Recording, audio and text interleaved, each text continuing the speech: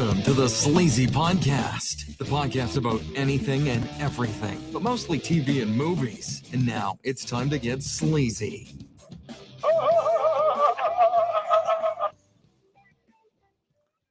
Welcome back, guys. We're at like full staff today. I'm so excited. We've been gone for like 3 weeks. Yeah. 3 long, hard weeks. We had Korgs. Then I've had baseball, and Mr. PBS has had his home. Making that money. Yeah. And you had other things going on too. Mm-hmm. But welcome back, everybody. This is episode 186 of the world-renowned Sleazy Podcast. Where we talk about movies, TVs, apathetic Americans. Yes, we World did War II, it. Germany, whatever. Yeah. We did a TikTok live, and we had some interesting people join and ask us some very interesting questions.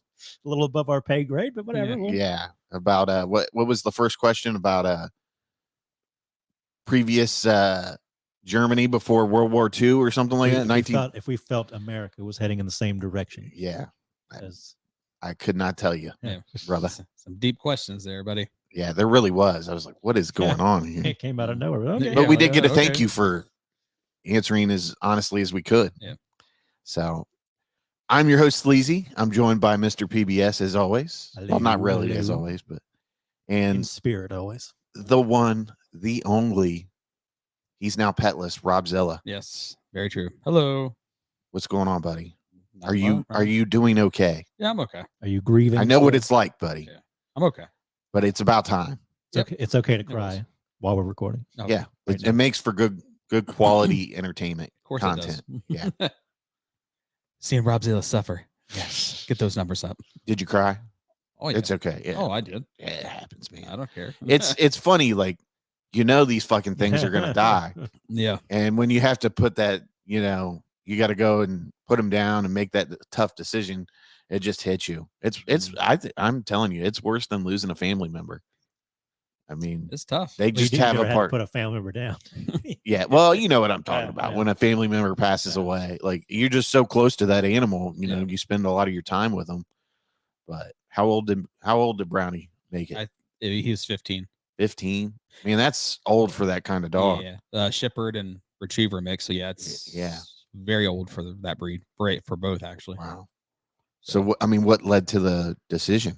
Well, Other than the dog looking like Skeletor. Right.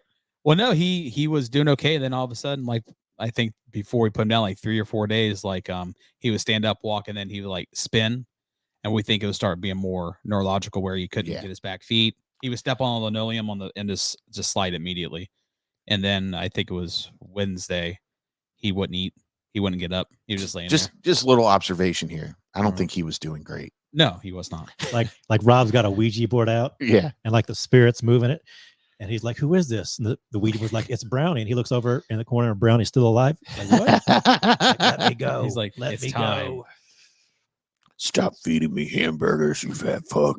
Did you get him? Well, did you give him a last meal? He wouldn't eat. Ah. Yeah, because we had him. Yeah, that's when you know it's Well, bad. yeah, because we had nuggets for him, and then some hamburger, and he wouldn't touch it. Just see, buddy, if you ask me offer me some nuggets and hamburgers and I don't take any, it's time for me. Yeah. It's time for you to put you down as well. Take PBS out back and shoot him. Yeah. Take him out back. Bury him behind the Don't even barn. be quiet about it. Do you have a barn? Yeah. pole barn. Okay, yeah. Not like an old red barn. Right, yeah. So we could bury you behind the pole barn. Oh yeah. Okay. Bury me in the garden. Bury me out back by the creek. where my dog is buried. Have you seen where people are now like opting to be like planted with like trees or whatever? I've seen that I've that's seen an option, but I don't know if I've different ever ones, actually seen anybody do it. Not anybody that I know has done it. Most people are like, nah, just burn me. Yeah. Or they already have their plot picked out. And Right. I don't like the idea of the way we do burial. Like we do like caskets and like we do the concrete vaults and yeah, everything. they seal you. Yeah, pretty Like, much. I always say like I'd like to just go like put me in like a wood coffin and let me decompose. Just like Yeah. I want to. And there is that option, so you can Yeah. fully like Yeah. give back to the earth or Yeah. whatever. I'd be cool with that. That's It'd be a lot cheaper as well. Somebody can burn you in their car 100 years from now. right. Build a house over me or something. Yeah. My goal, obviously nobody's going to go to a cemetery to see me. It just seems pointless. but I think I'm just gonna get cremated, and I just want to get like little keychains made. Mhm. If you want a piece of me, you can carry me around wherever. See, I'm always worried about that Doctor Who episode where they cremate people, but they're not really dead. Yeah. They're just mostly dead. Like, oh god. Is that the one like from the first season with Eccleston? No, it's from Capaldi. Oh, okay. Capaldi, Why am I thinking of? I'm thinking of the one where With they're the, in like London. where the guy turns into the Cyberman, Oh yeah, yeah, and then the Master comes back. I think. yeah. Have you watched any of the new Doctor Who? I haven't kept up with it. It's good, dude. The last one's like Black Mirror's. Well, there's a new one now, Yeah. but 2 episodes ago, it's like Black Mirror's meets Doctor Who. It's really good. That'd be interesting. Yeah, it's really good. Yeah, these people have like a bubble that pops around their head with all kinds of like contacts, and it's like TikTok live on a Yeah. bubble. Yeah, Oh, okay. yeah, it's pretty cool.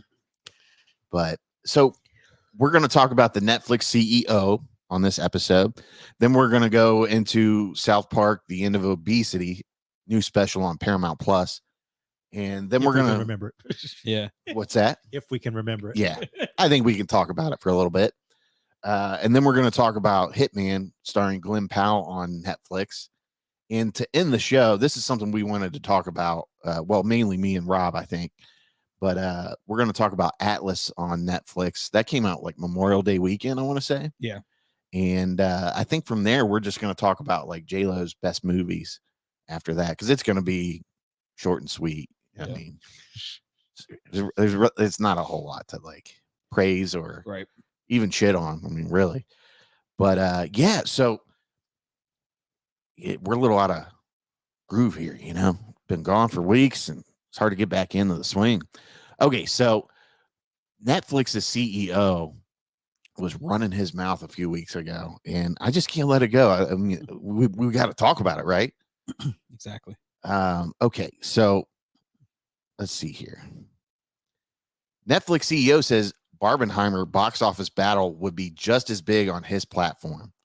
Like, really, dude? I mean, it probably would to some degree. I mean, people, because it's so accessible, but way to like shit on the movies, dude. Yeah, I don't. So we'll get into the article. I don't remember. I feel like I read it when you sent it, but like I said, a couple weeks ago. But like, how would it have been as big? Yeah, because like, would people be like, nobody would have been paying to see it, having house parties and dressing up in their pink outfits and think about it, if you get 20 people in one house watching, it's just one view. Yeah. So yeah, You're screwing yourself, basically. that's $17.99 per month or however the fucking Netflix costs. Yeah, It's like up to 20. Yeah. All right, so Netflix CEO Ted Sarandos has said Barbie and Oppenheimer, which released on the same day in 2023 in an enormously successful movie event dubbed Barbenheimer, would have performed just as well on his streaming platform.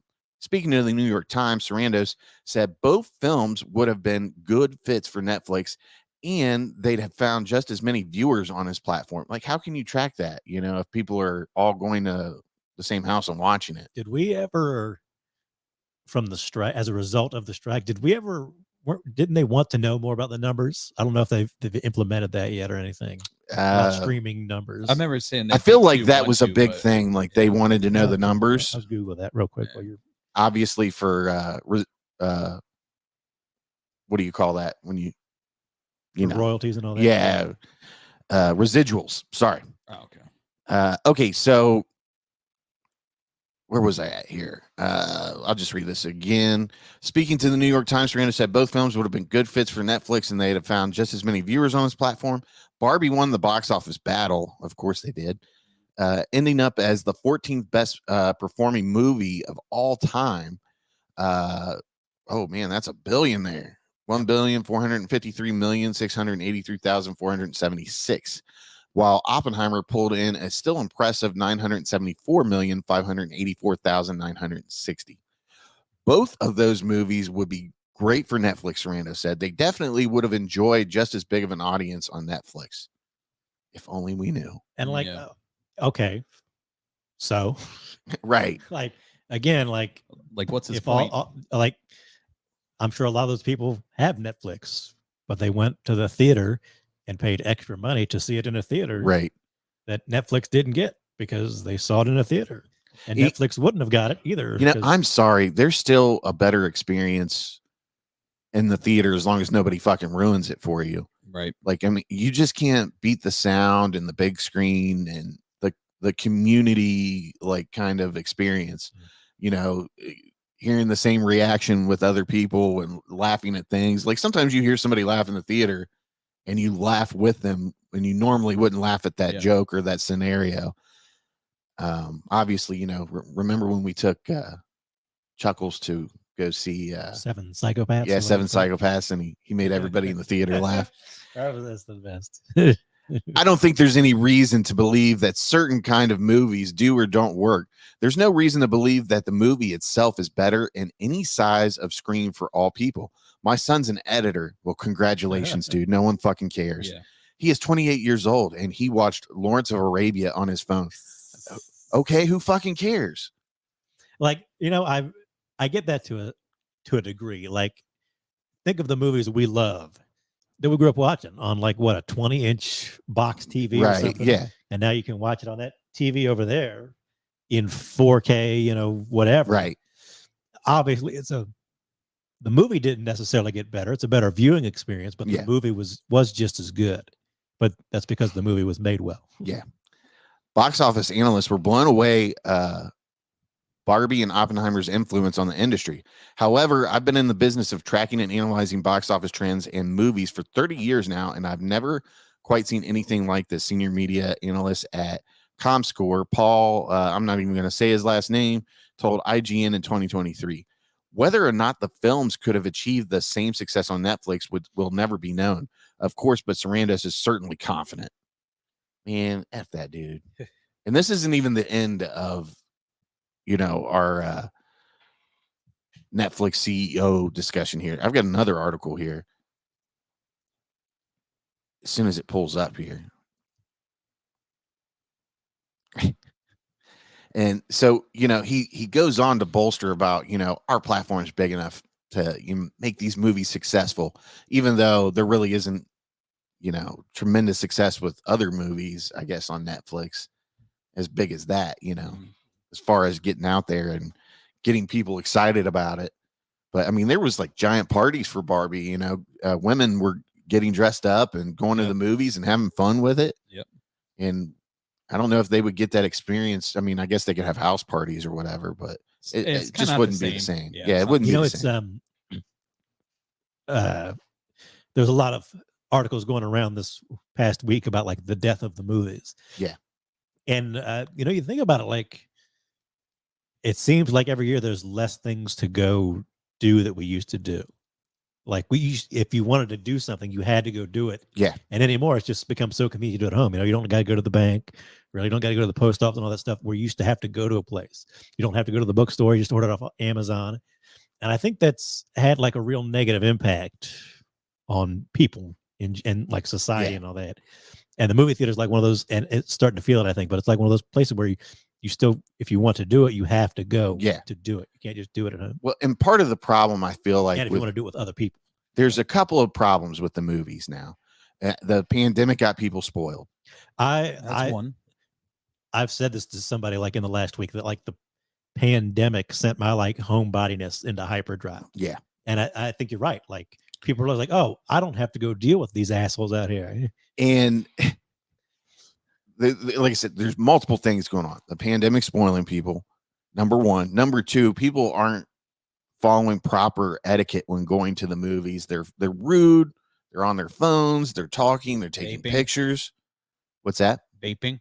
Yeah, you don't see that terribly as much anymore. It's still back when vape was, like, first coming around, people thought they could do it wherever they wanted. You all right, dude? Yeah. You're like, it was a long night last Rob night. had a party last night, and I stopped in with the Flynn's to see him. I saw Flynn was there. I figured he was there. Did you see the guy doing karaoke behind him? I don't think so. Oh, we'll show you the videos afterward. It was a great time.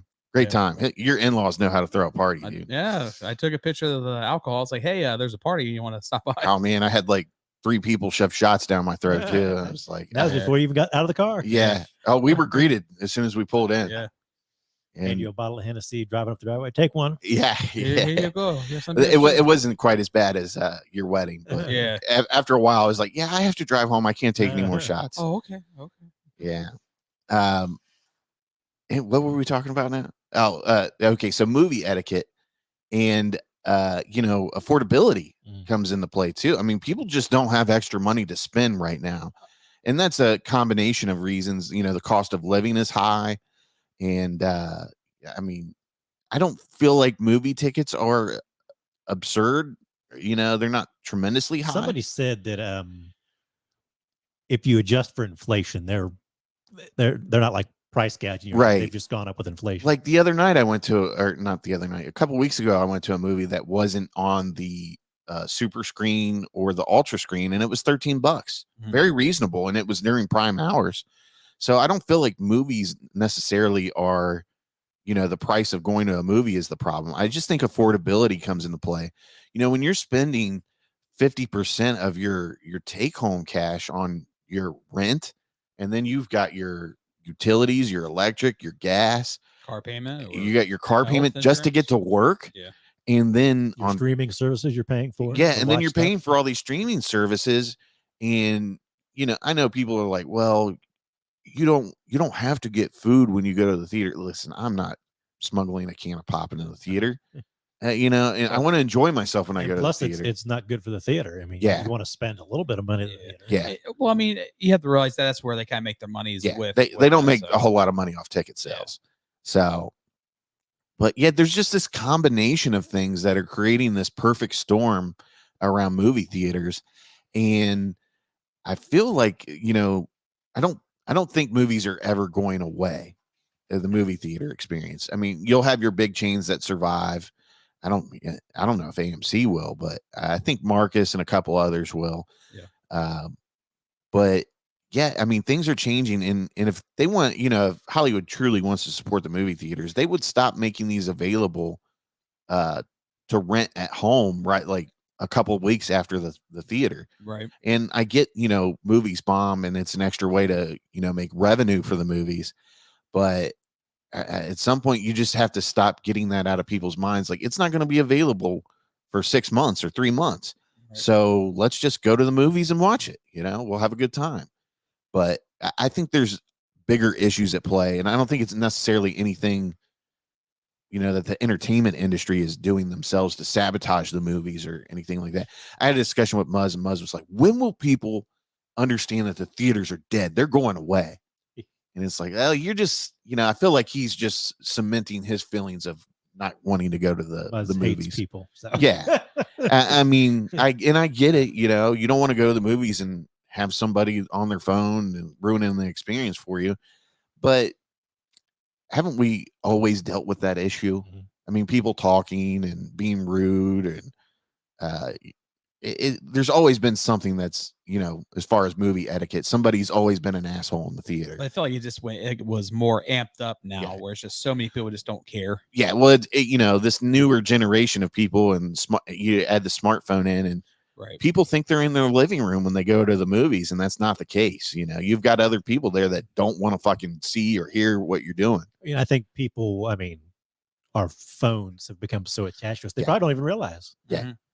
I think that's where kind of like the theater needs to step in like they used to, and have like personal class, like, hey, get off your shit, shut up. Well, back in the day, you didn't want that motherfucker coming up the steps with the little wand flashlight, like, dude, talking to you. You got like a little nervous, like, did I do something? They used to kick people out. Yeah. I remember, like, I don't think we ever see it anymore, but like it used to be, if you went to a movie, like one of the theater attendants would come in and stand in there for 5 or 10 minutes. Yeah. Like every movie.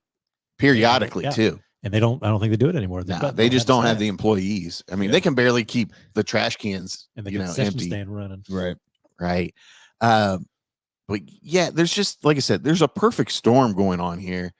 And, I don't want the movies to go away. I like the movies. Right. I love going to the movies. And I watched Fall Guy a couple weeks ago at my mom's house. And literally on my review, I just left like a sentence, and it was like, I wish I would have watched this in the theaters. But timing and everything else. And at that point, are we just like, as a society, are we just like overly busier than what we were back in the day, and people just don't have the time along with the money to go. Overly Yeah. exhausted. Yeah, that could be too. I think that's a major factor as well. Yeah. I mean, people are stressed and they just, they probably get home and they're like, I just don't want to do it. I don't want to go out, and that's where Eventually it'll make its way and I'll watch it at home.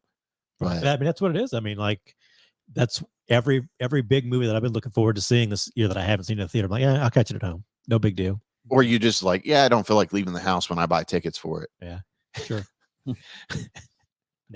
No, that's too late for me. You guys go ahead without me. Pass. I do miss getting O'Charlie's before the movies, even though they suck. I've just been thinking, like, we haven't had time to do that in forever. I did That's secure. usually like how we went to most of the movies. Yeah. I did secure us tickets for Deadpool Wolverine, so we go into that. We getting down on some Deadpool and Wolverine. Okay, so let's talk about this other article here, and I will put it up on the screen here. Y'all. Netflix CEO Ted Sarandos says showrunners and screenwriters better start using AI, or else someone who does will take their job. What a nice little threat there. Yeah. Look at it. Is this not the face of an asshole? What is exactly what it is. That's a prick right there. That Onion article popped up again recently about, like, what is it, like, piece of shit CEO is going to be replaced by AI or whatever, or he's not worried that he won't have to be, or whatever. Why are we paying, at some point, shareholders and other people are going to have to say, like, why are we paying one person $20 to $60 million to essentially just sit in on, let other people make decisions and say that's a good idea? Right. I mean, CEOs are literally the most worthless employee that companies have. And I know some people, and I've heard this at work, they're like, oh, but they're our leader and they make such tough decisions. No, they fucking don't. They're Emperor worthless. Palpatine is our leader. Yeah. We need him. You know what? CEOs are economical terrorists. That's what they are. They just, they keep, they hoard money. They don't pay employees, and they just essentially, they ruin our way of life. I don't know what a CEO, I do not know what a CEO does. Yeah. I know they said in tons of calls and stuff like that. Yes, I've decided we're going to switch to red uniforms this year. Oh, right. Great call. Yeah, great call. That was a tough decision there. Well, Bob. The computer generated EBITDA reports say we did this. Good job. You're not the one doing the work. Right. All my department heads said this, and the computer program that I plugged it into said this. So okay. What do you? Let's hire. I got a great idea. Let's hire a firm to study the numbers we're already looking at all year, and then they'll tell us if we're doing a good job or if we need to do other things. Let me hire the firm that is going to tell me how good of a job I am or am not doing. Yeah. And that you should pay me more. They're fucking worthless, dude. And this piece of shit's worthless too. Stupid ass face. If you ever get a chance, watch the Movie Pass documentary, and you'll see how it just came out. Yeah, it's on HBO Max. Well, Max. And you'll see how fucking worthless CEOs really are. These guys didn't even come up with the notion of Movie Pass. Mm-hmm. And here they are going on TV interviews, from network to network, parading around like they fucking invented Movie Pass. And they're the sole reason why it's successful. Morons. That's how so many of these people are anymore. You get, say what you want about, like, Elon Musk. Like, he had the money to invest in things, and he's not necessarily a genius. He just saw this or saw that and said, oh, that's cool. That's going to make money. That's going to be a future thing. And that's usually what it is. They just have the money, or they're in the right place at the right time, or they have one or two good ideas. It's funny. I saw where a finance company that owns so much stock or something in Tesla is going to vote no on his absurd salary that he's wanting. Was it like $59 million or something like that? Too bad, buddy. All right. It's not to get political about it, but, like, there's the thing about Donald Trump where people are like, oh, Donald Trump, he's a really successful financial mind and all that. And somebody was like, well, we ran some numbers, and if he'd have just done nothing except put his money in, like, your basic stock market stocks, he'd have more money than now. So he's actually done worse. If he'd have just done the basics. He's a failure by those standards. And that's how a lot of these people are. Like, you just, Yeah, they're morons. All right, so Netflix co-CEO Ted Sarandos doesn't think AI will ever replace the work of Hollywood's best creative minds, but he does think using AI might help them beat their competition. In an interview with the New York Times, Sarandos said using AI will become a new industry standard and that those in the movie business who don't keep up with the tech will get left behind. I don't know about that, dude. AI is not going to take your job. Well, ask that for people that are getting laid off. Maybe I'll take his job. Yeah. Yeah. Sarandos told the Times in an interview published Saturday, the person who uses AI might take your job. It's an oft-repeated phrase that from executives and career coaches across the business world. The idea is that AI tools like ChatGPT or Google's Gemini can't completely replace a person. They can help those who know how to use them work more efficiently than those who don't.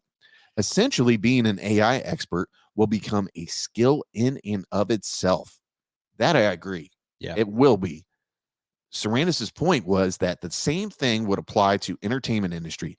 Other big name executives like legendary mogul Barry Diller also downplayed AI's effects in replacing creatives, calling it overhyped. In Hollywood, generative AI took a front seat during the writers and actors strikes that roiled the industry last summer. The debate over the use of the technology became an almost existential question for some working writers and actors. Writers feared that much of their work would be turned over to AI that would crank out passable scripts, while actors feared that their likeness would be scanned by AI and then used in perpetuated by studios. Eventually, the unions won out, curbing the use of AI and ensuring it couldn't be used as a credited writer or a means to supplement actors during filming. Sarandos said AI was just the latest in a long list of innovations in technology that changed the business models of the movie business. I think that AI is a natural kind of advancement of things that are happening in a creative space today. Anyway, he said. He went on to cite examples such as computer-generated animation and rise of home video market with VHS and DVD sales as examples that the industry fought and fretted over before embracing. Every advancement in technology and entertainment has been fought and then ultimately has turned out to grow the business, Sarandos said. I don't know that this would be any different. I'm going to have to say probably it will be different. Did DVD and VHS take away jobs? I felt like it grew the business, you know? That being said, Sarandos doesn't think AI will be able to replace the best screenwriter or actor. I have more faith in humans than that. Sure you do, buddy. He said, I really do. I don't believe that an AI program is going to write a better screenplay than a great writer or is going to replace a great performance. I'm not going to continue reading on with this, but I don't believe for a second that if they thought it would make them more money, they'd do it that way. right. Yeah. Like you've all been dumping money into these, the invention of AI and the development of AI. You know what you're doing here. And the ultimate goal is to put people out, so you don't have to pay them. Or to make more money. Yeah. But that's what the result's going to be. Find a way to get rid of somebody. It's like when they wanted to scan extras in on movies, so they essentially never had to hire extras ever to be in a movie again. I mean, come on, people. We're not that dumb. People can read between the lines and they know what you're full of shit. I think this generative AI stuff, it's here to stay. And it will be used on our entertainment and probably a lot of things. Yeah. But it does have to be, I think there's a slippery slope in there somewhere. Well, it's just like what was the one movie where it was rumored that they used AI to help finish it and help it meet Roadhouse.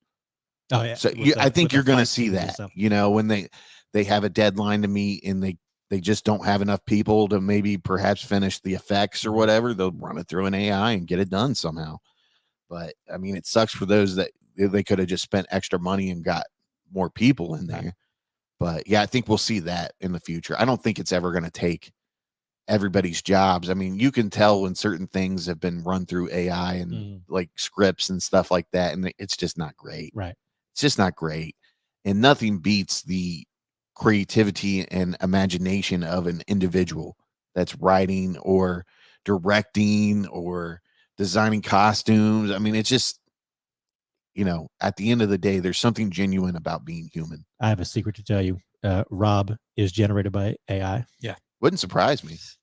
The AI generated him to, be able to push all of our buttons at the exact same time. Sometimes, like when his brain needs to refresh, he goes. That's his voice box taking the moment to buffer and generate what he's going to say next. Skynet sending information for me. Eric's stress levels aren't high enough yet. Casually, he's like cough. He's checking out your body, eat like the Predator or something. Yeah. Yeah. Oh, Sleazy isn't very entertained right now. Reading like your heartbeat from the. Like I got the Terminator vision. Like it's all calculating and it's got like the circle. Doot, doot, doot, doot. Running algorithms. Yeah. You think he's like, piss Sleazy off. Say dog isn't well and needs to stay home. What the fuck? Rob's using a generative list of AI to make up an excuse for not coming. Yeah. Somebody didn't update the coda line in the AI where the dog has passed away now. So he's still using the excuse like, Rob, what's going on here? Dog isn't well. Brownie is sick. Refreshed immediately. Brownie is sick. I will not be out tonight. He is sick. Enjoy your time without me.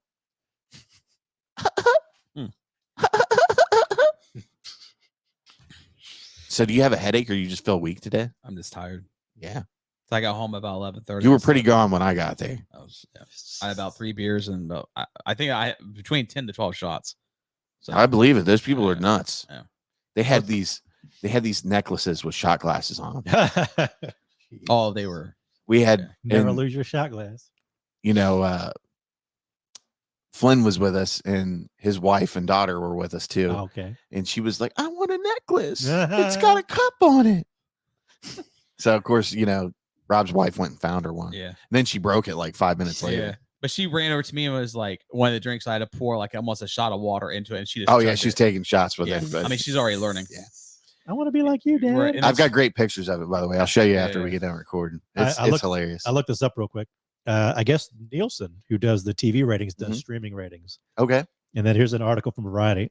I don't know why it's like a month old, but Nielsen, maybe it just takes that long to figure everything out. Nielsen streaming top 10. Tom Brady roast dominates with 1.7 billion minutes watched. The roast of Tom Brady was the number one most streamed title of the May 6 to 12 viewing window, according to Nielsen's weekly streaming rankings. The special aired live on Netflix on May 5th, indicating that all 1.7 billion minutes of viewership on the chart happened after the stream. Grey's Anatomy was the number 2 title with 1.1 billion minutes watched. The iconic medical drama makes the chart most weeks, but has seen an extra bump thanks to Hulu's recent edition of a new season 20 episode, which was the most watched Grey's episode of the week. Bluey landed at number 3 with 1.1 billion minutes watched, commonplace for the popular children's show.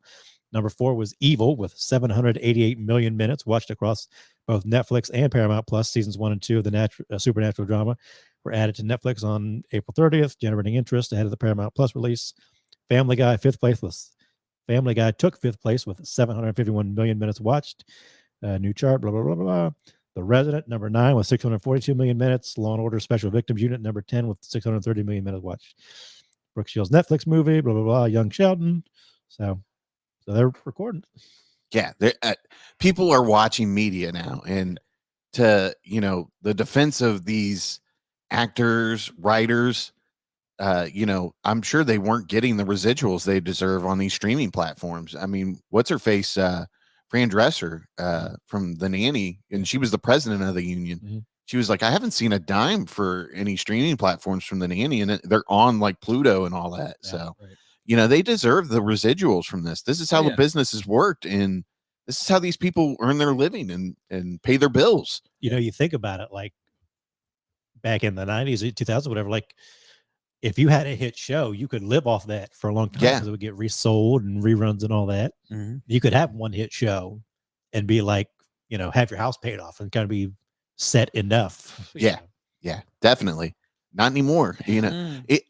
I've seen people that were in have David Zaslav take your whole show off. I've seen TikToks of actors that were in notable movies throughout the times, and they're telling their story of how they have to, be a sample person at Costco for the weekend just to make ends meet. I mean, come on. I mean, the body of work is there. These people deserve to earn something from it. But once again, that greed is getting in the way. They did win the contract they wanted. So hopefully it gets better for them. Yeah. Hopefully. Okay, so we're going to talk about South Park here, the End of Obesity. This is the latest special that is on Paramount Plus. The 7th South Park special. Yeah, the wait is over.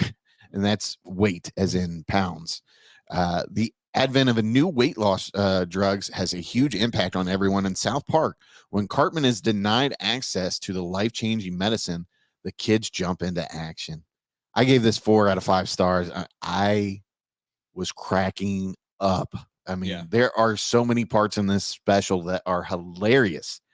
And the fact that they nailed like the insurance industry in like one little like 5-minute segment on this special was hilarious.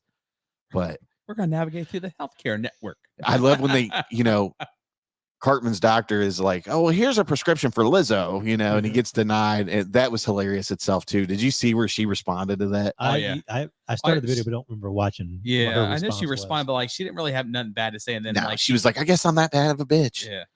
I hope they make fun of her for making that video too. They probably will. Because they make fun of everybody. I just have a feeling they're not going to let go of that Lizzo prescription. There's going to be somebody that pops up once a season that has it or something. But the bad thing is, you'll be on this for the rest of your life. Yeah. Okay. Goodbye. That's kind of cool if she didn't take it too badly. No, she didn't. I think part of what they're talking about is body positivity. Yeah. And like we have to admit to ourselves like is being fat really okay? Like, do we really think that, or are we saying like, no, you should thin up? And, I don't there's anymore when I see an overweight person, not that I ever thought like, oh, that's a disgusting person or something, but I almost just generally default to like it's probably a health issue, really. Yeah. Obviously, there are plenty of people. We're all 3 overweight white guys here. Yeah, definitely. With no super duper medical issues that Rob with his diabetes. But I generally assume like some person has some kind of issue at least. I'll be the first to tell you, like, I don't have the best diet, but I do like try to like cut things out through the week. And, the weekend I kind of go out here and there and get things that, ones would be like, yeah, that's not the best meal there. But then I look at other people, like we've got a friend, skinny as can be.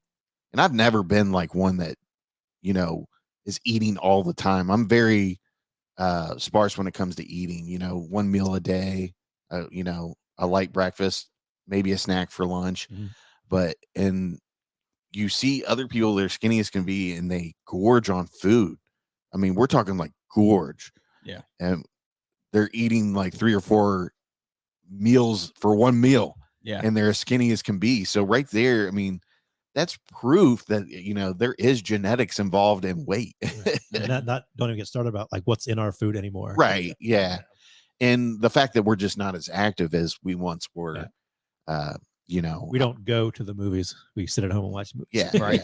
Yeah. I mean, I don't go to work. I get out of bed and then go sit down and work. Right. So yeah, I mean, there's all these things that just kind of compound into it. But this special, man, I mean, with that Lizzo and the kids, eventually they're like, they see that Cartman's complaining about not being able to get this medicine, and they're like, oh, we'll help you. So they go to the insurance company, and the guy's like, so what are you here for? Are you here to get this and that? And they're like, no. It's like, we're here to make a claim. And he's like, oh, so you want money from us? And they're like, yeah, we want money. And he's like, that door over there. And they enter, and it's like they just went through a time machine. This guy's like in there with a rotary phone, file cabinets, and something, stacks of papers and shit like that. And he's like, so what are you here for? And they're like telling him like, we're just trying to get our friend approved for this medicine so he can lose weight. He's like, hold on, I have to talk to the director of medicine here. And he dials the rotary phone, and slowly dials. He's like, huh? Okay. Uh-huh. He said no. He said, But man, this is hilarious, dude. And if you're a South Park fan, I mean, you got to watch it. I mean, these guys, they just seem to get better and better every year. I don't feel like they're slowing down or anything. I think they're going to keep going until one of them actually dies at this point. Yeah. So and then even then they might still do. Yeah. It does say on August 5th, 2021, Comedy Central announced that Trey Parker and Matt Stone had signed a $900 million deal for extending the series to 30 seasons through 2027 and 14 feature films exclusive to the Paramount Plus streaming platform. So they're going through at least 2027. Yeah. And I love that they cracked on themselves. It sounds like one of them was on Ozempic or something. Yeah. Because there's a couple lines in there where they were cracking on them. Right. But I think it said like it was like a viewer advisory warning at the start that said like he actually took a Ozempic shot, like a real one or something. So you could hear it or something. Yeah. I mean, and definitely, it is one of those things where everybody's taking it and people that need it can't get it. And they made that joke in there too. But man, the way they like tie things in, I almost feel like they were kind of like Family Guy-esque there, even though Family Guy copied off of them, you could say. Yeah. But the Mad Max thing was hilarious. Like I was cracking the fuck up. Two favorite references. They had an Interstellar reference and a Road Warrior reference. What was the Interstellar reference? I think I missed it. They're doing the song number about going through the healthcare system. Yeah. And like, they go to the doctor and then they got to go to the hospital. Then the insurance guy says, well, you need a second opinion. So they get a second opinion. They go back to the insurance guy. He says, we need to see a specialist. And the whole time Butters is like, we're navigating the healthcare system. And finally, after going through, he's like, and I don't know where I'm at. And everything looks weird. And he's in the Tesseract. Oh yeah. The end of Interstellar. That is, yeah. In his spacesuit. What killed me is like, you need to find a doctor in your network. What? This paperwork. Why is it that Randy's always getting involved in these like drugs and partying and stuff? Like, you can't wear a crop top. All the moms in South Park were all hooked on Ozempic and they were having like raging parties and they're like shooting it up like it's like cocaine or something. But looking like that, you'll go on drugs and everything. Yeah. I could do drugs and there's no side effects. All right. When they rob this burrito, no, I'm good. When they rob the pharmacy and like Randy like he's like the last one out and he like stops and does like a little pose. Yeah. He's like, there's Vicodin and Percocets. You want to get those too while we're here? And then they just storm off. And then I love that the boys figured the formula out and they're doing the little side thing to make sure everybody has Ozempic. Pharmacy. And all of a sudden the sugar mafia finds out about it. And they go to this table and it's the table of all like Tony the Tiger, serial characters. Sugar Smacks. They had Sugar Smacks the Frog and the Captain Crunch one. Yeah, and that reminded me of a Family Guy episode where they had Count Chocula and the Captain Crunch guy, and he was like, "The rumors are false about my cereal cutting the top of your mouth." It just made me think. I was cracking up over that, but man, when they go in and they like trash their lab, and they're like, "This is from this person," and they just stop making the medicine. Yeah. Well, Family Guy did one too. It was I think when Peter was in high school, or he was like acting like a high school student. He was in the detention. He's like, "Oh, look, it's the Breakfast Club." And had Tony the Tiger. He's like, "Smoke up, Tony. They're great." Yeah. But I mean, the part where they're like driving the semi and they're all like chasing the semi down and it's total like, Mad Max. That was good. That was a nice extended reference. Yeah. I mean, this is hilarious. I don't know. This might be like one of the better ones that, the movies that have come out on Paramount Plus. But man, I just love Randy. Yeah, Randy's so fucking cool, isn't he? You know what happens when we wear crop tops? You become a cum whore. Yeah. I love his wife. She tried to get a Ozempic and she got denied or whatever. Yeah. She was like, "I'm not worried about that anymore. I got a prescription for Lizzo. I don't have to worry about my weight anymore. I'm fine." But you have to be on this for the rest of your life. Okay, goodbye. Yeah. Yeah. Man, it was very entertaining. Like I said, if you are a South Park fan and you haven't watched this yet, what are you doing? There's an 80s reference too of the Lost Boys, which is fucking hysterical. I couldn't stop laughing for like 5 minutes. When Randy takes his first shot of Ozempic, they play the Lost the Cry Boys. Little Yeah, Sister. Cry Little Yeah. Sister, and then he's like euphoric and like spinning, and then Yeah, he's like sitting there, like kind of moaning a little bit, and you hear that cry, little sister. Here, Randy, like instead of Michael. Yeah, that was great. That was probably one of the highlights of the show too. I had to pause, and I couldn't stop laughing Yeah. for like 5 minutes, and I started. I watched that at like midnight, and I was down here like heckling, and I mean, I was in tears. Like I was like you, I had to pause one part, and I mean, I was wiping tears out of my eyes. Man, that show is just something else. Don't forget that the whole reason Cartman wanted to get skinny is because he could go make fun of people and they Yeah. couldn't call him fat. You're a. Damn it! The dreams of him like going around and like shitting on people, and they go to like Pakistan or whatever. You're poor. and they're like, well, you're An average person. and he's like, that's what I thought. Hi, Wendy. I just want to let you know you're a stupid bitch. That was great. No one could call him a fat fuck, so he Yeah. was like, and like having a ball Uninsultable, over yeah. it. Yeah. Yeah. When I'm skinny. No one can talk shit about me now. he's like, you're just an average person. He's like, oh, okay. This is like, Such a great show, man. yeah. But highly recommend it. Highly recommend it. You got to watch it. Reminded me, I always think of the one where they make fun of like the cable company. And they're like the cable company guys like pull parts of their shirt off and they're just like rubbing their nipples like, oh, you're not going to be home between 3 and 5 p.m. on the second Thursday of the month. Oh, that's too bad. Yeah. Okay, so moving on. This just came out on Netflix. Was it Friday? The 24th. Yeah. Or was it 24th? Yeah. That's what it said. What- Release date. I thought it released in theaters. Oh, okay. It That did might come be out then. Yeah. for Yeah. limited. But I think it just hit Netflix Okay. this past Friday. Okay. The Hitman starring Glenn Powell. Man, he's in everything now. He's getting some steam. You see where he wants to make a Captain Planet movie? Yeah, I remember. Yeah, you showed us. I'm just article about that. imagining Glenn Powell with green hair and I've been seeing a lot of people who, light blue skin, right? red trunks with a giant golden planet on his chest. Because I'm Captain Planet. I've been seeing a lot of people. They've been doing like their mock who they want in like the X-Men. Everybody wants him to play Cyclops. which I could see him doing. He could make a good I think Cyclops. he would. I don't know though. I feel like he's too like popular now. But he's I want got- somebody that I haven't seen as Cyclops. But when you look at him, he's got that kind of arrogance to him, that or kind of like leader arrogance that I think fits with Cyclops. So I think that fits him. I gotta say, before I read the synopsis here on this, Glenn Powell put on a fucking acting clinic in this movie. Yeah. He plays like 10 characters. Yeah. It really shows his range. Yeah. Yeah. Okay. He's not a killer, but he can pretend. A mild-mannered professor moonlighting as a fake contract killer sparks a chain reaction of trouble when he falls for a client. Man, it was good though. I gave it 3.5 stars. What'd you give it? I get 3.5. Yeah. Yeah. I think it's highly underrated. Like I never heard of this movie at Oh, all it was- before it came out. It was very talked about. People Yeah. were excited about this movie. I think it was having some distribution problems because it's been done for a little while, I think. Yeah. But I say he's produced it too. When Powell did produce Like, it. we all gave it 3.5 stars. Yeah. We're all in. Pretty solid. Yeah.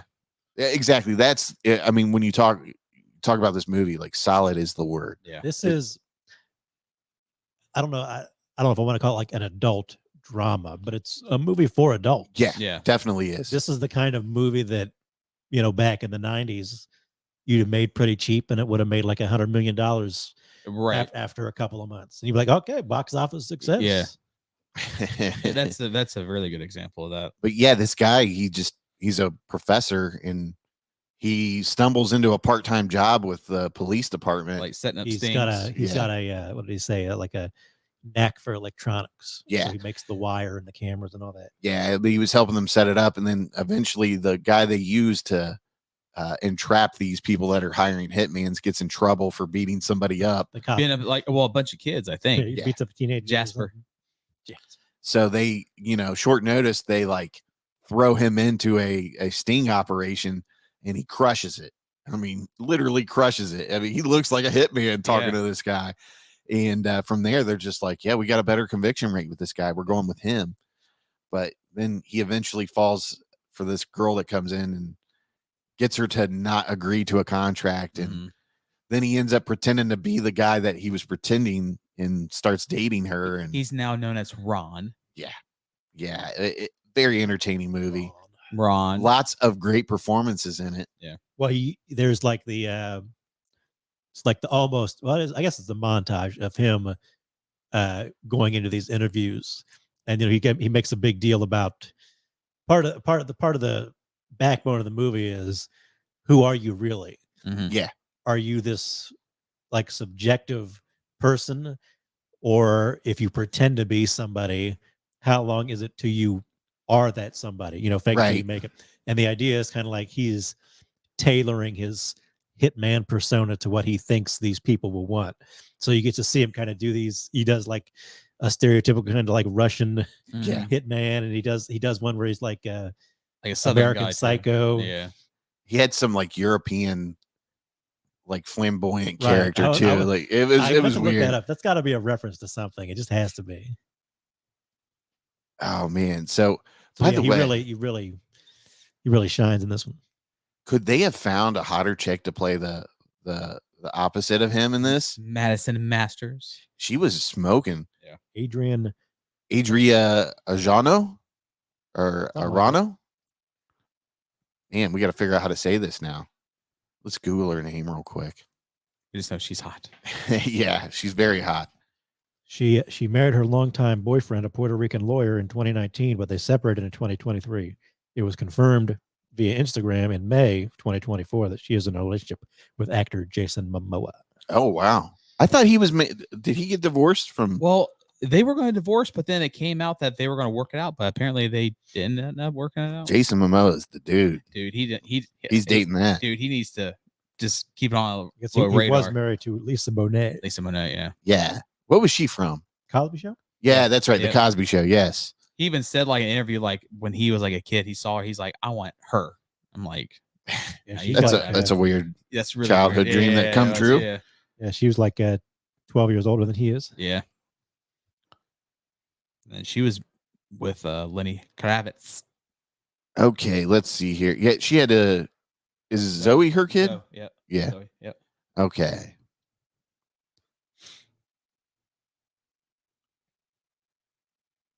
I think it's well, I'm looking here. Did you find the pronunciation? I'm looking now. I think we're totally saying it wrong. But Adria Arjone. Arjone. What does the J sound like the H? I can't remember. Yeah. It might be that too. Adria. I think it's Aurora. Arana? I think. I don't know. Can't find a solid pronunciation for it. Hold on. Let's see if we can find. Oh, here we go.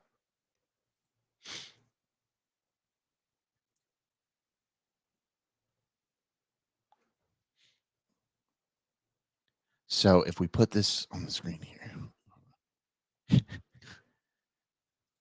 Adria Arjona. Adria Arjona. Ona. Adria Arjona. I don't know. Ona. That's giving me flashbacks. Did you guys go see Adria Tuxedo Arjona. about like the people graduating and like they spelled out like phonetically sounding names Yeah. that they wanted whoever's announcing their names to say, and they just butchered it somehow. Oh, I did. That's kind of what that looks like. Probably me, Yeah, you it know. sounds like a speak and spell. Adria Arjona. Arjona. Adria Arjona. Adria Arjona. Been a lot of lifting of that second. Yeah. Adria. Adria Arjona. Adria Arjona. Arjona. Maybe that's what she. Adria. Adria Arjona. So weird. Can I get an Adria? Oh yeah. Yeah. Oh yeah. Adria Arjona. Oh my god. That's a tough one to get in there. Yeah. Arjona. Adria Arjona. Close enough. Yeah, you just have to the J is. If she doesn't like how we pronounce her name, she can come on the show. Yeah, that's right. She can bring her fine ass over here and tell us how to fucking say it. She can stay in her flight stewardess outfit while she's at it. Yeah, I was watching it. I'm like, God, I'm so jealous he gets to make out with her and get paid for it. Like, I'm glad I'm glad the movie was kind of horny. Yeah. You know, we talk about it sometimes, but it's on the internet all the time. Like, you know, people are like, well, there's too much sex in movies, which there really isn't. So it's nice when there's like a nice adult. Yeah. And it wasn't. I mean, was there brief nudity? I don't. They're like almost like Yeah, a you could see side her. boob. You could see her nipple in one part, Yeah. but it wasn't like So brief noticeable. Full nudity. on. It wasn't anything like graphic or anything. I It was mean, just some if you're nice- just like watching it and not looking for it, chances are you won't even notice Yeah. it. he was definitely looking for it. Oh No, yeah, I was waiting for something. I'm like, come on, they got to show me something. Yeah. Like I said, it's nice to have a nice American drama with a solid horny section in it. I'm gonna Make Google America horny again. There you go. Adria Arjona Mm-hmm. hot. The only thing I didn't think it could have, I don't think it should have been like an hour and 55 minutes. I think it could have been like an hour and 40, hour and 45 to. It did Get with it. feel a little like dragged out. Yeah. Like, but by the time That's they like- got to it, because you had a feeling like once he goes and he starts to date her, somebody's Something- gonna find out about it and shit's gonna crash in on him. Yeah. It I don't know if I'd say it drags, but it definitely like they could have cut out some of the Yeah, I mean, it hitman doesn't, like, personas. It doesn't like drag necessarily, but you're like, okay, we need to get to where we're going Yeah. here. So we get it now. It can just speed up a little bit Right. more You, than it you should be. enjoy hanging out with and seeing what they're doing, but it could have been shorter. Yeah. But it doesn't necessarily feel in a, Yeah. I mean, it could have in been the like, bad way. yeah, it could have been like an hour and 40 to hour and 45. Shave off like 10, 15 minutes. Look at It that. would have been fine. This is a gorgeous woman. Adria R. Oh yeah. Yeah, Oh, yeah. that's exactly how you. Oh, look, Jason Momoa is such a pimp, isn't he? Yeah. Dude, when it came out that he's going to divorce, I said, this man needs to be on lockdown because all the women's going to be coming after yeah. him. He's Dude, got to have the disease, right? Well, dude, he'd be getting women pregnant left and right. They say, well, that's his baby. He touched me. Dude, it'd been like a chaos for him. If I was Jason Momoa, I might have like every known STD. You know, I'd be on a tear. You'd He's have gotta- one named after you. Yeah. I just can't imagine what it's like to have women like crying over you and wanting to throw themselves at you. Oh, look at that picture. This is a nice little picture of her on the beach. Beach picture. Then we got this picture. Oh, there we go. There's your side boob, Rob. There you go. Little, yeah. Look at that booty. She's got it, man. She's a total package. I wonder if she'll get more roles now. Now We'll this was see. a success for her, you know? There was one who she was gorgeous, but she didn't get that many roles after her. I didn't really follow Alice Eve from She's Not Into You or Oh, yeah, She's the Out of My blonde. League. Out of My League. Yeah. Yeah. Yeah, she was smoking. She's gorgeous. I'm looking at her IMDb right now. She was in Morbius. I didn't know that. She's one of these faces that she's been around and we just didn't notice.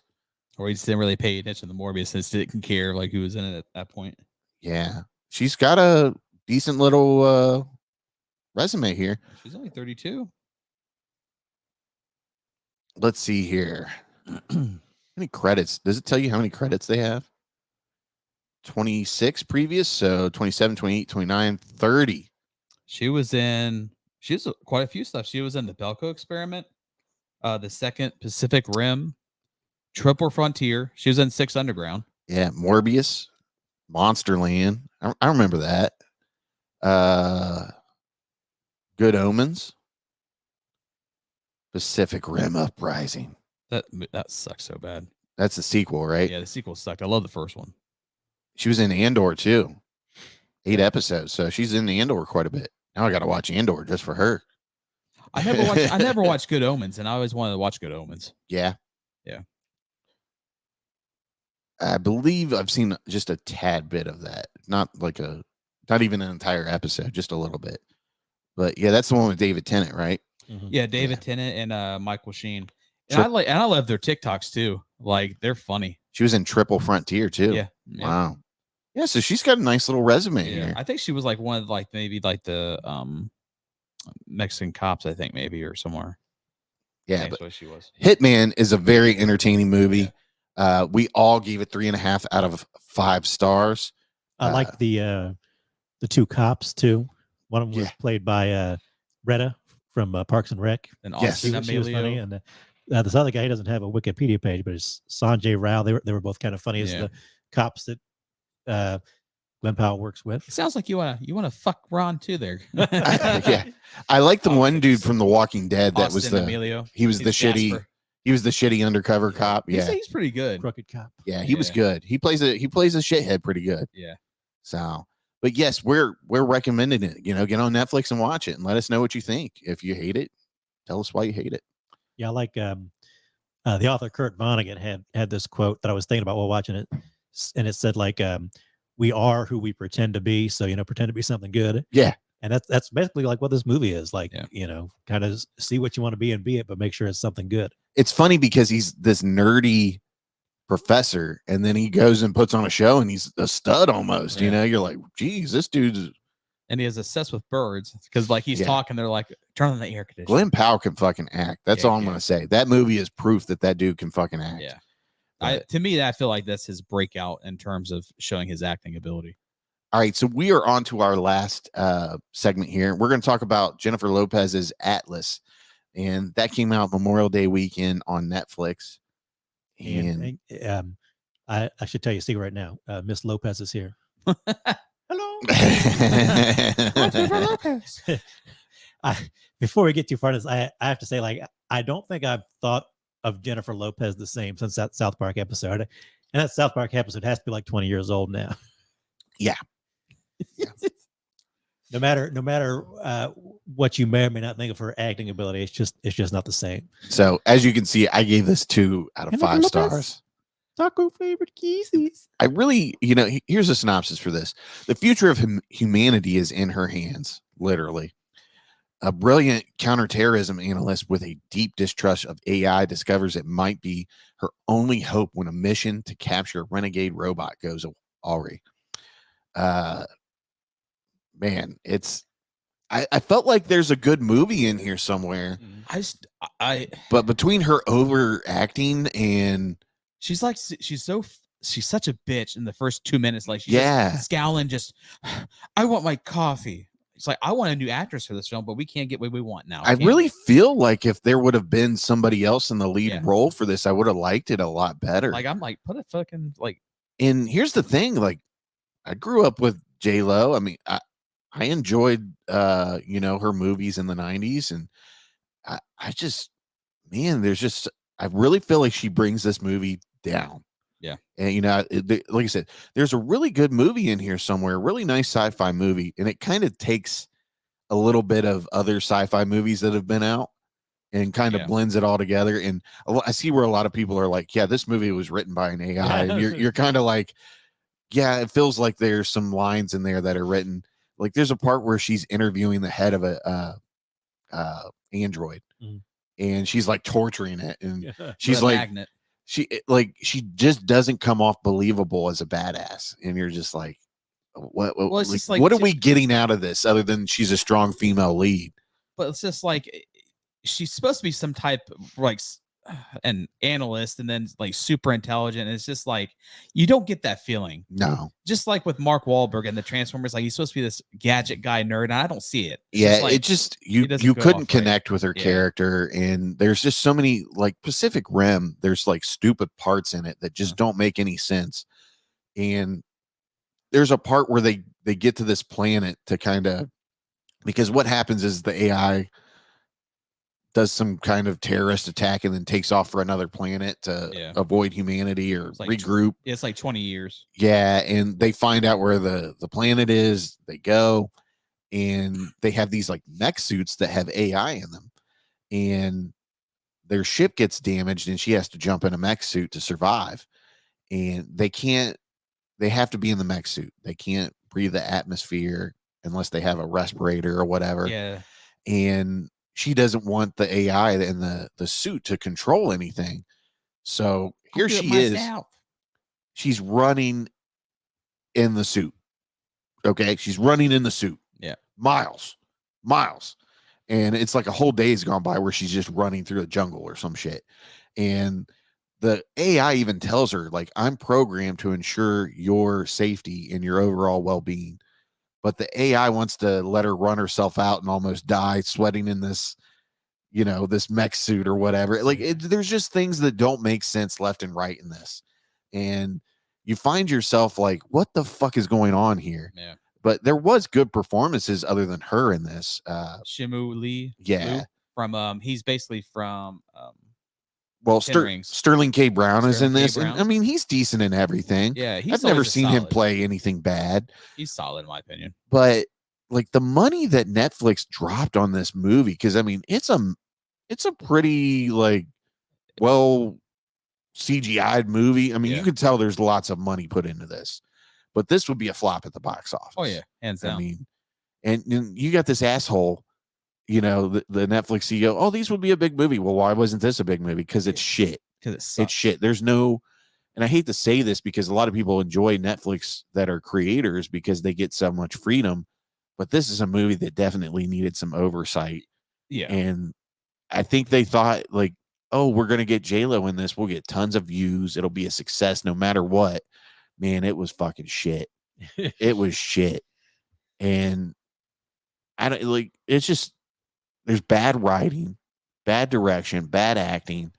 I mean, there's almost, I mean, there was some things that were redeemable about it. There's some nice action scenes, like when they're, you know, I guess diving onto the planet after the ship's been destroyed or whatever. Yeah, they're free falling basically. Yeah, Battling. and I mean, there's some sweet fighting going on because there's like drones flying all around, you know, killing people left and right. Yeah, I mean, stuff like that was fun, but you know, like she's a counterterrorism thing, and then all of a sudden she's some badass, and then by the end of the movie, I'm just going to spoil it. She's a ranger. By the end of the movie, she's a military ranger, and she's like in like 2 days. She's like some bullshit. Yeah, it's weird. Like, it's just so cheesy, and the thing that is too, like, if you would have gave it a different actress, and then because there is a dynamic of learning trust with the AI, and then they develop a bond. Now, so I understand, which it would have been better. The ending would have paid off had they been like, oh, she joined, but she didn't quite finish ranger school or whatever because she didn't like AI, right? And but you no, know, the whole movie ranger. is about her trying to trust artificial intelligence, which is weird that they have a movie like this after he's like, you need to embrace AI, right. You know, the Netflix CEO. But yeah, I mean, it was just complete shit, I thought. Like, if like I was just looking, you know, get her name, like McKenna Grace from Ghostbusters, who plays Phoebe. Like, I thought she would have been a good role for that because how she comes off kind of nerdy. Yeah, had that kind of. But the way that they made the character, she was just acting like a badass, and a character like that wouldn't be completely badass like that. I don't think. You know, there's some charm to somebody kind of being put into a situation that they shouldn't be in, and you know, learning and progressing from it. And you just felt like she knew it all, you know, from the beginning, and she was better than the AI. Yeah. Well, it's just like she's like, I want to go. I need to do this. And then she gets there and freaks out. I'm like, well, bitch, you asked for it. So I don't know why you're crying for. Right. But look at this. This person gave it 1.5 stars. You know, now that I'm talking about it, I can't give this movie 2 stars. Like, I'm bumping it. I'm bumping it down to 1 star. And that's the thing too. Like, after you watch this, because I've been asking people if they've ever seen the cartoon called Exo Squad. Yeah. So if you know what I'm talking about, then you see this, like, they can make an Exo Squad movie just with the suits and stuff, and it can be good. But so the Real Bat gave it 1.5 star. Brady Childs gave it 1 star. Who is this? Joe Russo. Come on, dude.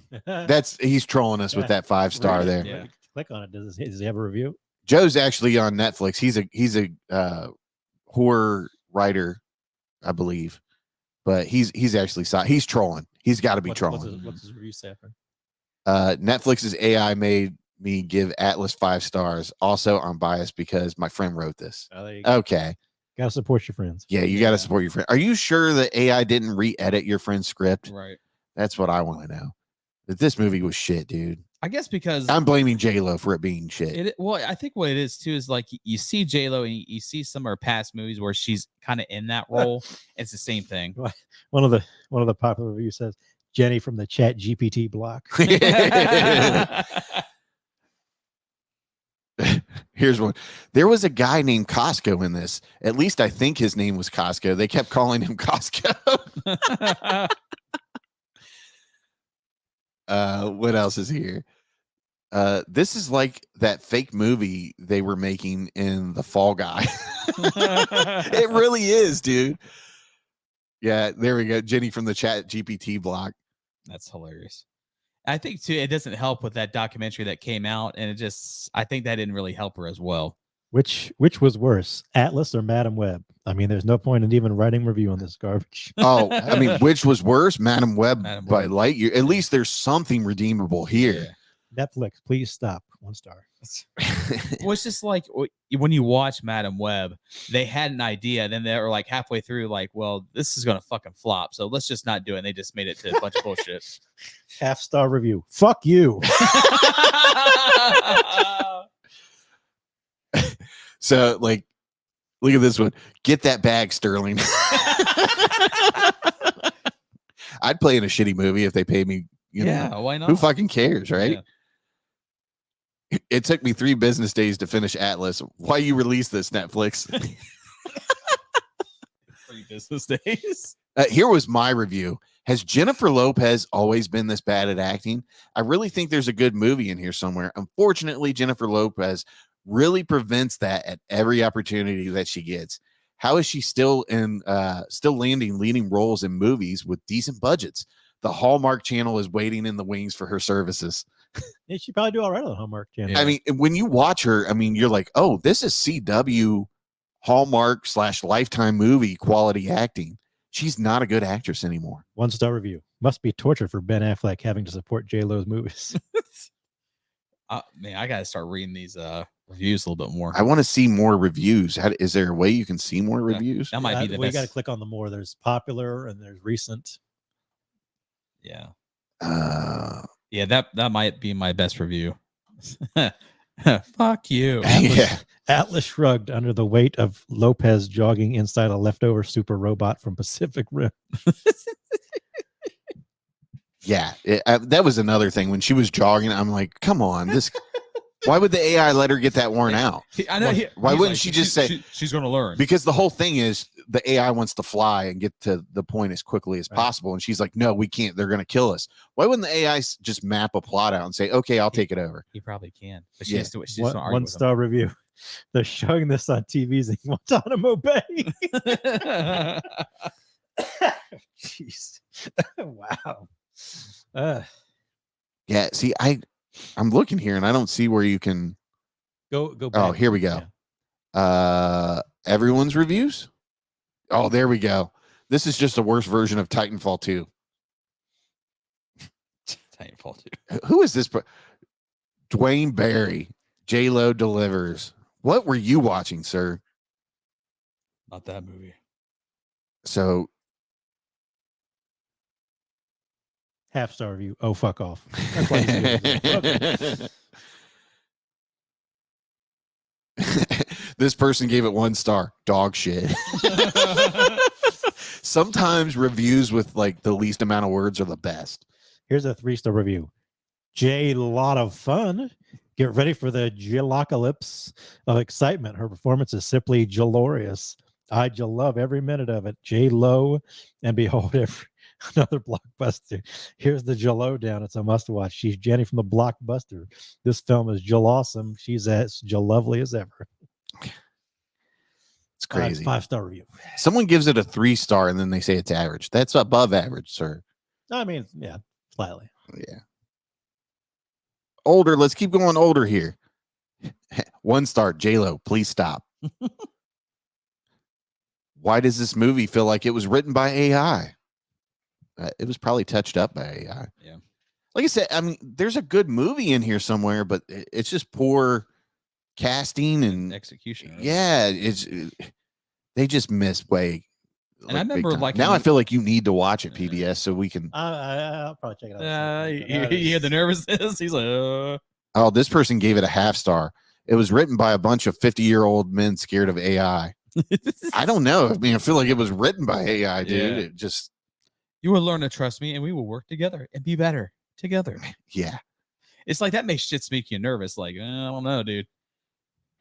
Let's go to Google. You're like one virus away from like becoming Skynet. 1-star review. Atlas, more like ass piss. It's like some kind of Adam Sandler joke. Yeah. It's like Golly. that's like such a fucking 5-year-old joke, but it still lands every time.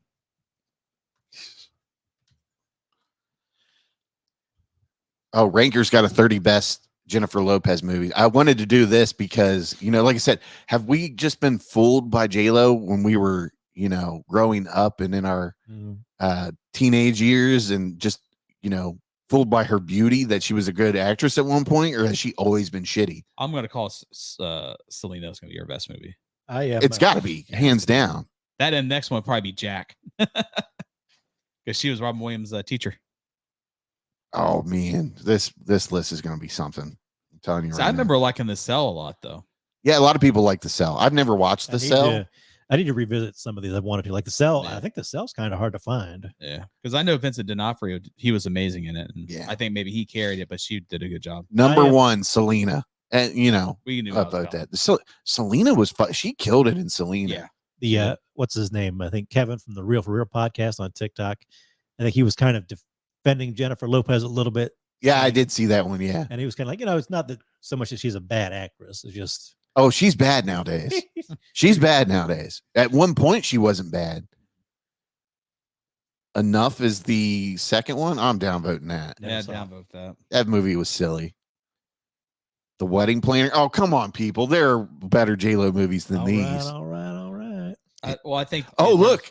Your vote has moved this to number 4. I just swayed it. Monster-in-Law is number 3. Oh, come on. This has to be weighted toward newer movies. Your vote has moved this to number 4. I feel like The Wedding Planner is better than Monster-in-Law. I've never seen either. I've never seen The Wedding Planner. Like Made in Oh, it's all these chick flicks. These are all the same movie as far as I'm concerned. Yeah, Yeah. it's the same thing, just different scenarios. I mean, come on now. Out of Sight was fucking good. I have not seen this one, but I'd be one to check out. To me, that should be number 2. Yeah. No, I would not like that. Sorry. The Backup Plan. I feel like I don't really remember this one. Remember that. You mean the same as those other movies? Yeah, but I'm gonna keep moving it down though. Voting it down. Angel Eyes. Come on, man. No. That's got that crazy guy in it. That's about the child abductions. He was in that movie. Yeah, he played Christ. Oh, Caviezel. Yeah. Oh, there you go. There's The Cell. I need to watch The Cell. Cell's kind of crazy. Still, Yeah. I still Muzz feel is- The Cell would be. I feel like better. every 6 months, Muzz asks me if I've watched this movie, and I tell him no every time. He's I'd like, "Oh, you rewatch got to." Give that a rewatch. I Yeah. need to watch it. Honestly, I would move it up. 2000 Hustlers. Never watched it. I That didn't was watch it when did that come out? Just like the last couple years? Yeah, 2019. I thought Oh, that one got yeah. some decent reviews. Yeah. I'd like to check that one out. Now here's the movie I would say needs to be number 3. Anaconda. Yeah. I've been wanting to rewatch Anaconda for a while. Just haven't got around to it. Have you seen where people are clipping that one part where she's like doing something and John Voight's Voight's like staring at her like some rapist or something? Yeah, Like it looks so that's when creepy. That's when they captured him and like tied him up. Yeah, I like Anaconda. Shall We Dance with Richard Gere? I don't even remember that. Yet again, same movie. Yeah, I vaguely remember that. Parker was good. That's a That's solid okay. movie. That's okay. I feel like that was kind of like the end of her like good acting days. Yeah. I mean, of course, I'm a little biased here because I'll watch anything with Jason Yeah. Jason Statham in it. An Unfinished Life. Don't remember it. Yeah. U-Turn, barely remember it. Yeah, she's She's banged just by playing Sean him. Penn. See, Yeah. dude, she's These not really that good. These really all are basically like Hallmark. Yeah, they are. Yeah, they are. It just shows you like in the 90s and 2000s and all that, you could make these like rom-coms and Yeah. make money. And Yeah, and let's face. I think we're confirming this by her resume here that she's not really played in like great movies. Like she's just an overpaid Lifetime actress or Hallmark movie. I mean, She plays in high budget Hallmark movies. they're rom-coms. Okay, cool. That's Yeah. fine. I mean, that's what she's good at. So Jenny from the Block that plays in shitty movies. The Boy Next Door. Don't remember that one. I don't either. 2015. It's got to be shitty. Is that one where she like the boy next door like tries to seduce her and turns out to be Yeah. a psycho? And Or is she that probably one of those, or is bangs that him. one of those Yeah. other movies? Ice I would move Age. that up just because it's Ice Age. I'll do it just for you, sir. Thank you. Hey, you want this one moved up too? Ice Age Yeah. Continental Drift. Yeah. I like Money Train. Money Train was good though. See here. Money Train. That's one I'd like to rewatch. Wesley Snipes. Yeah, you that watched would be, Woody yeah. Harrelson? Yeah. I vaguely remember this one. I would rewatch liked this it. though. Sure, that's a solid. Leela and Eve. Don't remember that one. Me neither. Ants. I do remember Ants. I don't remember her being in Ants, but I don't know. Jack. I mean, Move it up. see, Jack needs to be in the top 5. Taylor should just give it to Jack, even though he was like, I'm not sure I've seen Jack all the way. yeah, okay. Cantate. I don't remember that. Oh, you know what? I do kind of remember this one. I don't. Never saw it though. Home. No, I don't remember that one. Second act. Remember that. She plays these shitty. These are these shitty movies again. You know, rom-coms. My Family. No, I don't remember it. 95. Yeah, I definitely don't remember that. This Is Me Now. A love story. Is that her documentary? One thing? I don't know. Yeah, I could care less. It still sucks. What to expect when you're expecting. Same movie. Yeah. That's a movie, all right. That's a I think movie, all right. that describes half her filmography. That's a movie, all right. Yeah. I forgot she's in Jersey Girl, but she's only there for like a few minutes because she dies. Yeah. So that's why it did so Spoiler, well. Rob. Okay, I where's don't the big care. one though? We got to keep going. Where's the big one? Marry Me. That was one that they were hyping up and people Oh, is just that with shit on. Owen Wilson? Yeah. Is it? Yeah, it's Owen. Where Not she's like a pop star and she marries somebody out of the crowd. Yeah. Yeah. I didn't watch that, but I figure it's probably the same thing. Blood and Wine. Who's that? That's got Steven Dorff in it and Jack Nicholson. I'd be interested in watching that. 96. So Jack Nicholson still got his stuff in that, you know. Yeah. My Little Girl. Don't remember that one. The Mother. This was just recent. I think this was on one of the streaming platforms. That was Yeah. another one I kind of wanted to check out, but I just never could press play on it. Yeah, Yeah. same here. It's kind of like her John Wick kind of movie. Shotgun Wedding. This was an Amazon Prime movie, I I believe. didn't watch that. I almost kind of wanted to watch this just because Josh Duhamel was in it. Is it Dumas or DeMille? DeMille, whatever. I don't know what the Josh, fuck his whatever. name is. Jennifer Coolidge is in it too. There it is. I'm Geely. waiting on Geely to show up. Yeah, That's what you're waiting for. I'm gonna bump it up just to be an ass. That was like one of those movies that flopped big Man, time. it was horrible. Like they Yeah. said, it was garbage. Like one of the worst movies ever made. Lost in the Wild. No, I don't know. Feel the Noise. No. All right, Oh, Atlas. there's Atlas. Keep it going. Ouch. You are the first to vote this down. Oh, that's it. Man, only 44. Well, so Don't worry, she's got 2 movies coming out though. Don't Yeah. worry. So what do you guys think? Do you think she's always been a bad actress, or do you think she's just been on this steady decline after the 90s? I feel like she's picked the same movie role, so we really didn't see no range, and then she's trying to do range, and it sucks. Let's look at this chronologically here. So Selena and Anaconda were both 97. Out of Sight was 98. The Cell was 2000. So 2001, we got The Wedding Planner, Angel Eyes. 2002, Enough, Made in Manhattan. 2003, Geely. 2004, Jersey Girl, Shall We Dance. 2005, Monster Law, Unfinished Life. Like they just start to run together after that, pretty much. So I mean, it's not necessarily that she's a bad actress. It's just She's got the part to play, and that's what she's good at. She had a good run from 95 to 2000, I would say. And then after that, it's just all been downhill for her. I mean, like those movies, those rom-coms, she's playing like the likable person. And I Yeah. think the word's gotten out that maybe she's not such a likable person. Right. And maybe that's kind of People just can't relate to her anymore. You ever see that clip? It's got to be from one of the documentaries where she's walking by her old house, like, I used to live here. And the guy goes, who are you? Yeah, I've seen that. That's J-Lo. Who's that? Well, like Yeah. how she's trying to do a movie, and then like it's like she's like, "Oh, could you get this person? Oh, they're out. They can't do this. They got a wedding. They're not available." She's like, "What the fuck?" I just think she's like on her way to Hallmark quality acting. I don't think she's that great anymore. Yeah. And it begs to differ. Was she always great, or was she just kind An of attractive woman. an attractive woman that was, a mid kind of actress, and it was in successful movies, I guess you could say. Yeah. But I don't know. It is what it is, I guess, at this point. Hey, keep getting that money, J-Lo. That's right. Keep Get that- doing it as long as that you can do bag. it. She does look great for her age. I'll say that. No, though. she's a She beautiful hasn't. woman. She hasn't aged. But I think we know she's a shitty person. Look what Oh, she's yeah. doing to Ben Affleck. I know. He hugged her and walked away. He's like, this bitch. Our boy looks miserable he nowadays. looks depressed. Are they done? Is it officially out? I don't.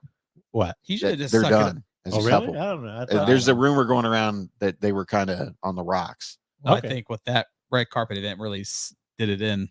He looks miserable, He dude. should just stay with Jennifer Gardner. Yeah, Jennifer Gardner, America. That's America's. Is she America's, the new America's sweetheart? you know? She has to be. She's that mom doing Visa Yeah. commercials and Yeah. talking about getting her points back and stuff. Yeah. That's a wholesome woman you need, Ben. Ben's a fool for not making think, that This work. crazy Latina. I think J-Lo is just sort of on a downswing in her career. Isn't she part of some reality show, something or other? I don't know, dude. I'm so I lost. remember seeing some article saying like she was part of that, and like Affleck really kind of hated that because he's trying to be kind of a private person, Right. You know? Right. Well, You know where Affleck stands over here. We love our Batfleck and all Oh, that. yeah. and Yeah. We want Ben to be happy. We love our Phantom. Ben well. Ben was the bomb in Phantom show. We want Ben to just live a private life and make his movies. We need to make that shirt. Ben Affleck was the bomb in Phantom show. Yeah. Yeah, but that's all we have for you. Oh wait, no wait. Does J-Lo need Anaconda, the legacy sequel? You know, Oh, Like, is that it would be time? fun. Even though I've seen where certain people are bashing Anaconda, I'm like, that's a great movie in the I like 90s. it. I mean, it's For not, the 90s, yeah, it's great. as we like to say around here, it's not winning an Oscar for a Best Picture No. or anything. But it's a fun movie. But I'm gonna look up It's nothing Look better it than up seeing real quick, John but, like- Boyega get eaten by a fucking snake. Right. like you know, it's Ice Cube was awesome in that movie. like the new trailer trend. You got to play the slow song, you know. So the cut to black, Jennifer J-Lo back in the Amazon, just a nice quiet, like a solo piano. My anaconda don't want none. The montage of like the snake going crazy, attacking everybody. Baby got back, and J-Lo's back. I just want to see if come on, here we go. Anaconda, on a budget of $45 million, had a box office of $136 million. So Okay. it like doubled and tripled its money back, whatever. Sony Pictures, Sony's kind of. They made like I think it could be done. and they made a spawn of sequels that were all fucking horrible. Maybe our Netflix CEO, what's his name, Ted Sarandos, maybe he can make that happen for us. The Yeah. tagline, by the way, is "When you can't breathe, you can't scream." Nope, you certainly can. Took Yeah, out I think Hoyle Wilson in that it's movie. I think it's time for the Anaconda Legacy sequel. And they could bring her and Cube back, and Eric Schultz. yeah, There is there is a 2024 Anaconda. Oh, there's like A 3 or 4. reboot is currently in development from Sony Pictures. Make it happen, Sony. Let's do Yeah. it. Make Is it a it- legacy one. is it a reboot or kind of like a Like a legacy. continuation? It says a reboot is currently in Oh, man. development. It's got to have J-Lo in Yeah, it. it's gotta be I like don't a wanna legacy. watch it. Anaconda 97, Anacondas, The Hunt for the Blood Orchid, 2004. I may have watched that. I may have watched rented that back in the Because day. the main character, he ended up being in like another movie. He was like a construction worker in like Equalizer for like 2 minutes. He gets killed Anaconda by 3 Denzel. Offspring 2008, Anacondas Trail of Blood 2009, Lake Placid versus Anaconda 2015. Jesus. That's right. So I think it's time. Bring J-Lo back to Anaconda. Yeah, why not at this point, you know? Okay, so that's all we have for you on this episode of the world-renowned Sleazy Podcast.